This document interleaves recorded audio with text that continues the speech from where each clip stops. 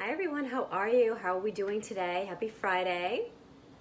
So if you come on, please say hello. Let me know you're here. I want to say hi to you. And if you catch the replay, say hello as well and hashtag replay.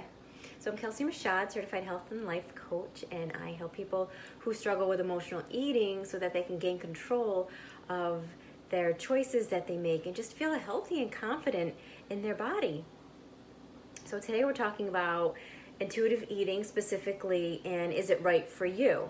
So I want to explain a little more about what it is and what's going on in your body, what's happening and how you're feeling, and how you can become an intuitive eater. And I'm very excited. I have to mention that I am going to be on a show today. I'm going to be recording for the Daniel John Hanneman podcast. He's the spiritual rock star, and I am very honored and excited to be on his show. So he's going to be interviewing me all about intuitive eating. So I can't wait until that is recorded and up and running, and I can post it here on my Facebook page for you guys to check out. So let's get into our topic today. So with intuitive eating really what it is, it helps you to get rid of that diet mentality. Okay? We've been living with that for a long time, a lot of years, I'm sure, some of us. And the diet mentality, we want to get rid of it because, well, first of all, it's a non-diet approach. This intuitive eating is just a non-diet approach to eating that has you actually listening to your internal cues and getting rid of all of those cues that come from the external diet rules, okay? So non-diet, what that actually means is that the focus is not on the scale. It's going to focus on a better body image overall, and you're going to have a healthier relationship with food. So I know, that's absolutely amazing. I know it sounds amazing, and you can have that. You can get to that point. I've gotten to that point, and that's why I want to share it with you, to let you know how wonderful it is. So by listening to your internal signals of your body, that will guide you to the choices that you're going to make when it comes to food. And it helps you, this intuitive eating, it helps you to get back in touch with your internal cues, because we've been lost for so long, especially if you've been dieting for a long time. Those internal cues have been ignored, or we just, they've been masked. We just kind of jump over them and we forget about them. And the things that we're ignoring are our hunger, the true feeling of hunger, how full we are, knowing to stop at our fullness rather than going past our fullness. When we're restricted and then we go a little bit too crazy and we go overboard somewhat. And our cravings, our food cravings are involved, and how food really makes us feel. A lot of times we eat too quickly and we're not slowing down, and we don't even know what's going on. We're just putting food in our mouth. And intuitive eating helps you to kind of chip away at those diet rules, like what you're eating, how much you're eating, and even when to eat. So you're better able to just respond to these internal cues once you get rid of all of that diet thinking. Okay? So first of all, remember, let's take it back. We were all born intuitive eaters, right? We're just born that way, which is kind of nice. If you think of a baby's going to cry when it's hungry. It's going to let us know, it's feeling hunger. And it's going to stop when it's full. It's going to push the bottle away or push the plate away. A baby, a small child knows when they are done. And the thing is, there's no schedule to it either, right? They don't say, okay, it's noontime, Mom, Dad, I need to eat now. They cry, or they get cranky, or they let us know, regardless of what time it is, that they're hungry. So, kids, at all ages do this too. And kids may make different choices from day to day of what they're eating, but overall, they're getting a variety of the foods that are enough to support them. So one of the questions that I get asked most often about intuitive eating is, how do I reject this diet mentality? I've been listening to it for so long. These voices are in my head. They're just, the thing is that letting go of the diet mentality, I know it can be so scary at first and tough to let go of, especially when those voices are in your head. And that's because it's giving you a structure. It's providing you with a structure, and it gives you some kind of hope. And you're also making this bond with other dieters. So first, you want to be able to acknowledge all that damage that dieting can cause or has caused, okay? And it can actually give you biological and health issues. And some of those are like decreasing your metabolism. It can increase your binges because you're restricting so much usually, and have more cravings because you're being told you can't have a certain something that you really probably want, and so you're going to crave it more, right? The body naturally wants what it can't have. And then there's the psychological and then our emotional issues, such as the eating disorders and the lower self-esteem that dieting can give us. So diet mentality it can be really sneaky, and it can show up in like really subtle ways. And a way to combat that is to actually remove anything that's diet related from your environment. Like the food scales, don't worry about weighing stuff out. That portion that you just weighed out, maybe it wasn't enough for your body. Maybe your body actually needed more. And if you listened to your body, you would know that. Or maybe it was too much. Maybe it was more than what your body needed. So just by going by what a portion says or how many points you need, that might not be exactly right for your unique body, because remember, we're all different and we all have different needs.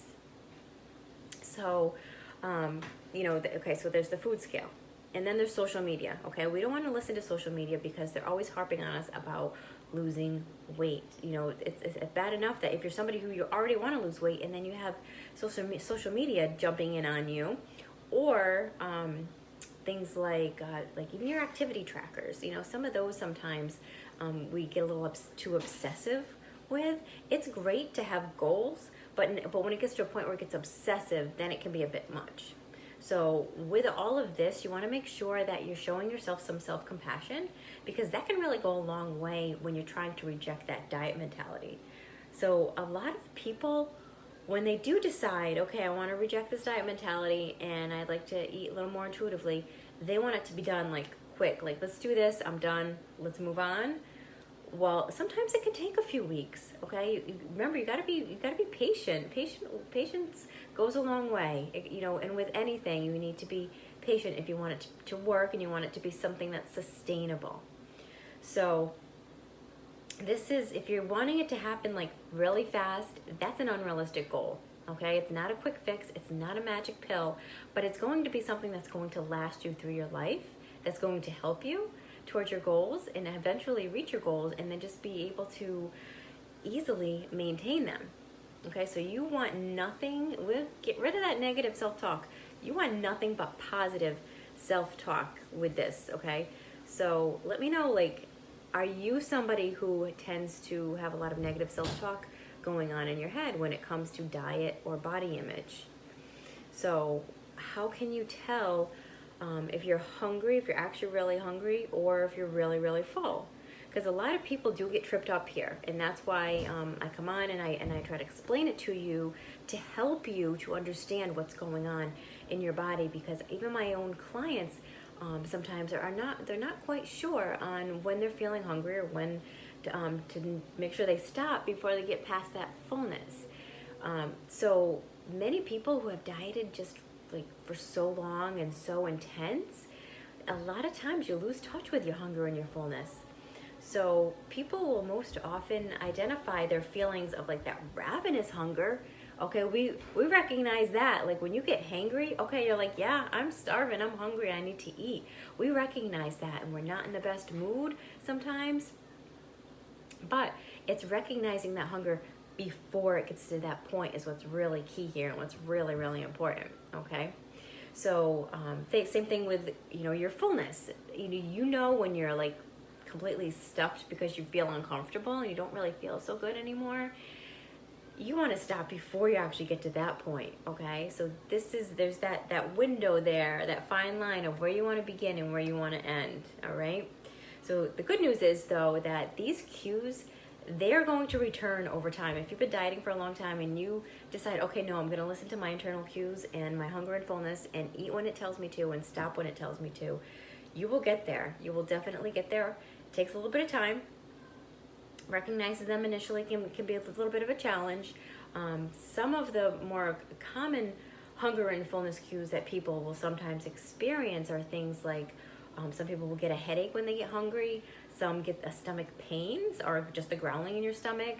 Some people will feel a little lightheaded or lack of energy. They have trouble concentrating. Sometimes you get irritable, like that hangry type feeling I was mentioning. I know I feel it in the back of my throat. Sometimes I do get that gurgling in my stomach, but I definitely feel low on energy. Like I can tell I need to refuel my body. Okay, so what are some of the ways that you recognize your hunger? Okay, that's what you want to hone in on right there. Those kind of feelings. Those feelings before you get to that like hangry, crazy, ravenous point. And when you're feeling your fullness, you want to feel that first of all, you want to feel that sensation in your stomach, and in your hunger cues that we were just talking about, those will kind of start to fade, okay? So then you know you're starting to reach your fullness. And food does not usually taste good at your last bite as it does right in the beginning.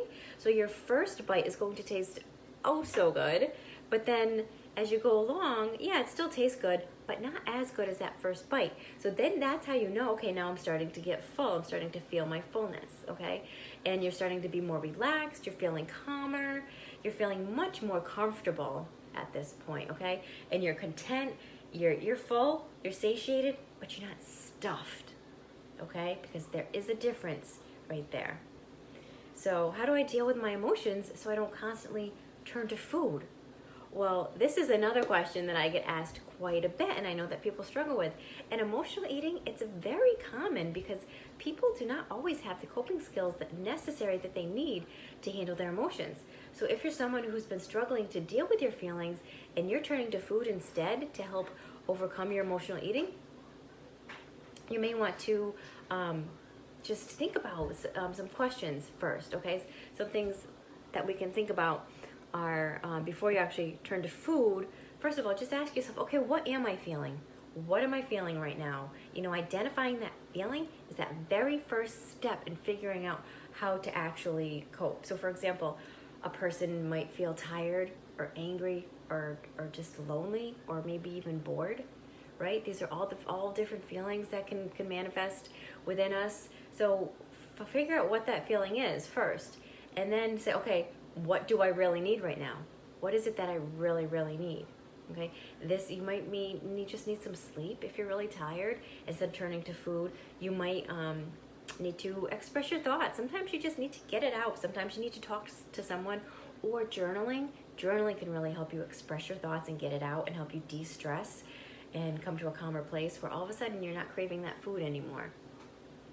And something else could be like just being, even just simple, something as simple as being compassionate with yourself, okay? Realizing, okay, I really don't need food right now. What is it that I do need? Hi, Nikki. How are you? Thanks for coming on. So another question you can ask is, okay, once you're figuring out like what you need and what you're feeling, hi, Lynn, how are you? Ask yourself, how do I get this need met, okay? How am I actually going to meet this need? Okay, I figured it out. I don't really need food right now. I kind of know what I'm feeling, so how do I meet this need now?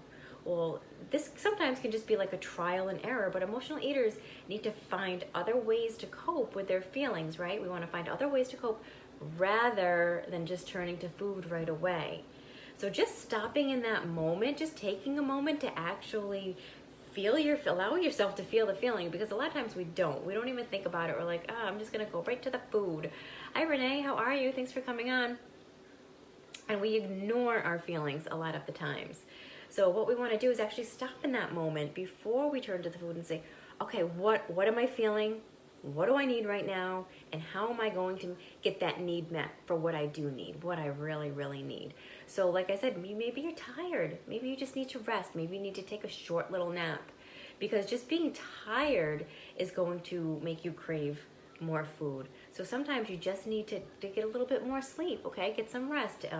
Just go, even if you can just sit down for a few minutes, do something relaxing, do some stretching or some yoga, something that's really relaxing to yourself. Sit and meditate. do some nice deep breathing. All of these things to bring you to a nice calmer space, help you relax and boost that energy a bit for you so that you're not just turning to food right away. And that's going to trip that trigger in your brain, because in your brain, it's always thinking like, okay, I've made this habit of turning to food whenever I'm feeling such and such emotion, or if I'm just bored or I'm lonely, and I'm just gonna go turn to food right now. Well, just by stopping in that moment, that's tripping that trigger. It may not seem like it in the moment, but when you do that on a regular basis and you stop for a moment, you say, okay, what do I really need? All right, let me go try something else. Well, that's rewiring that brain, those pathways to go somewhere else rather than turning right to the food. So the more you do something else, the more that's going to become your habit. Does that make sense? Let me know if that makes sense for you, or if you have any questions as I go along.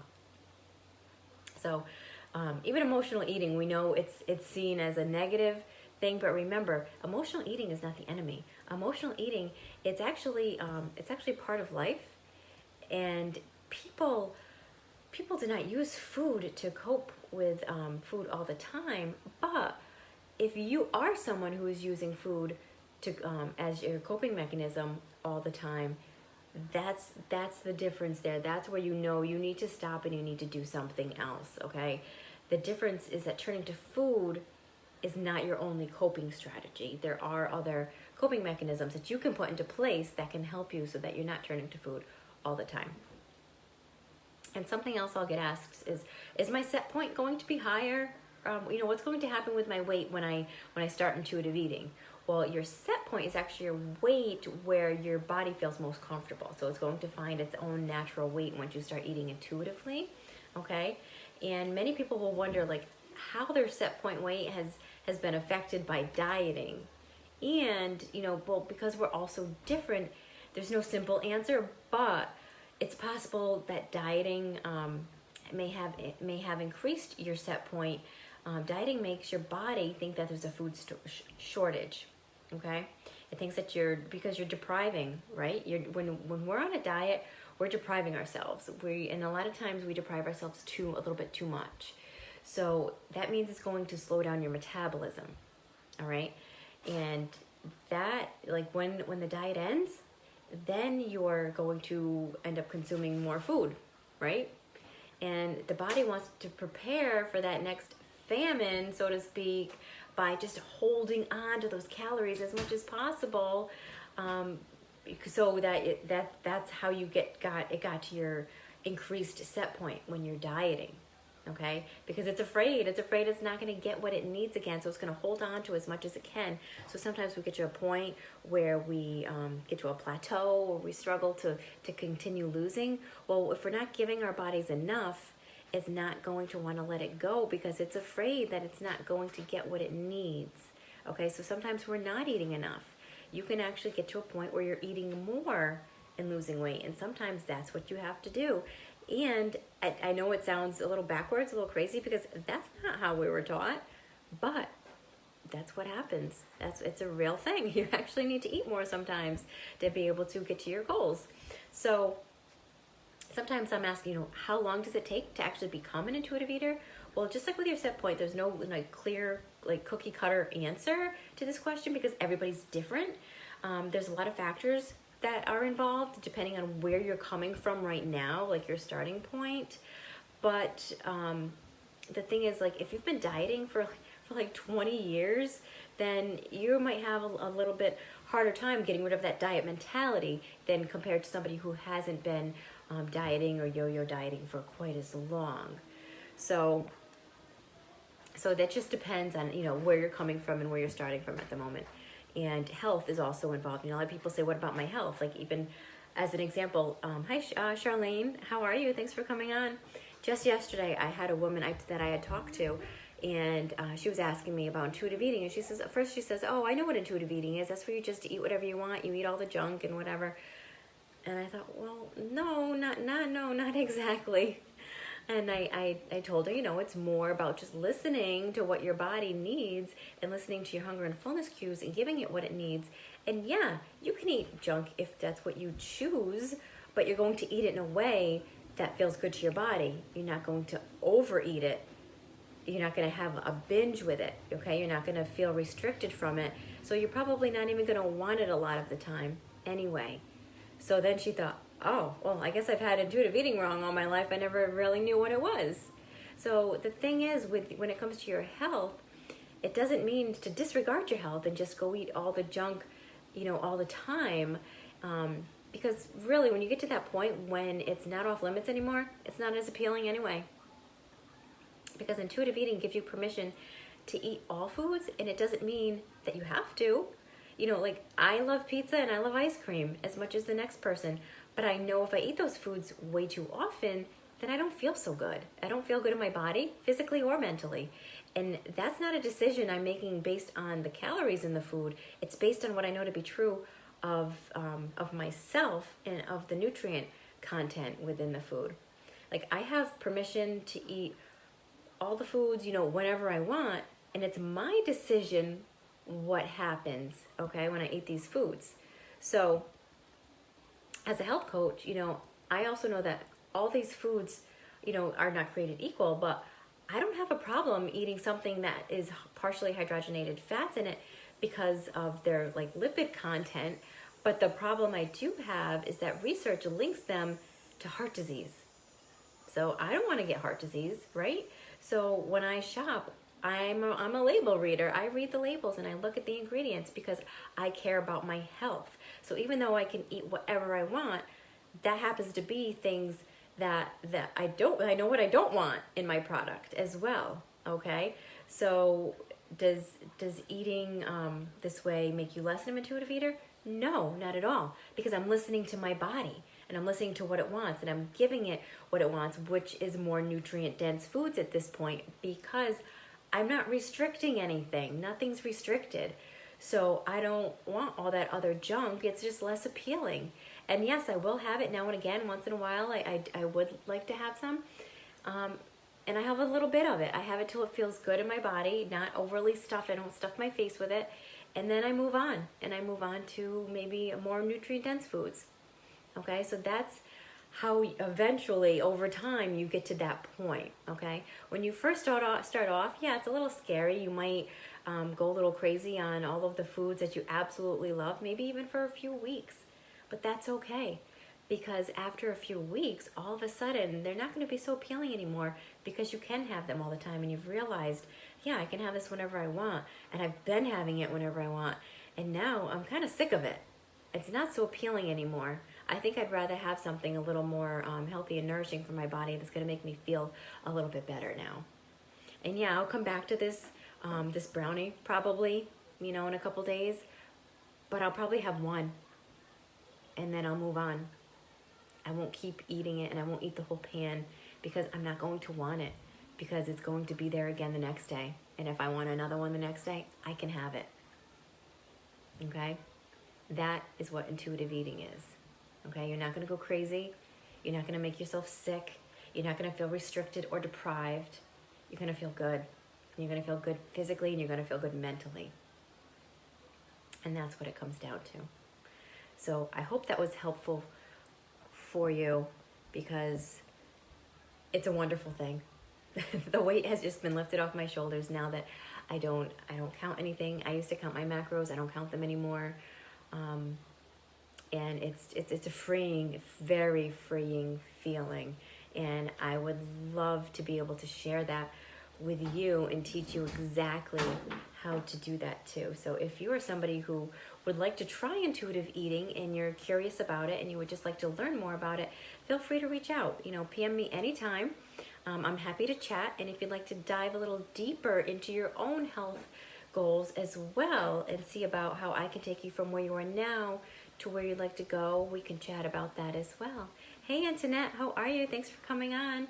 And I'm just about to hop off, but I hope you can catch the replay, and I'm going to hop off if there's no, do it, it's a life changer. Yes, she knows. And Antoinette is awesome. She has been living this lifestyle now, and it's a game changer. It really is. It's so freeing. Wouldn't you agree? It's so freeing. I mean, I say all the time that weight has been lifted off my shoulders, and it so has. it's such a better way to live. It's such a, you know, counting calories and points and macros and weighing and measuring and, oh, just the thought of that sounds so daunting right now. Oh, so a year and a half. Wow, it's been that long. My goodness, time is flying. Good for you. That's awesome. And I bet you feel so, so good now. I know I do. And it's just, it's freeing. I can't say enough good things about it. So if you have any questions, please reach out. And yeah, and Antoinette, I love you too. You're the best. So I'm going to hop off if you guys don't have any other questions for me at this point. But if anything comes up for you, you know, reach out, and I will be talking to you guys soon. And oh, it's Friday, so have a beautiful weekend too. All right, bye guys.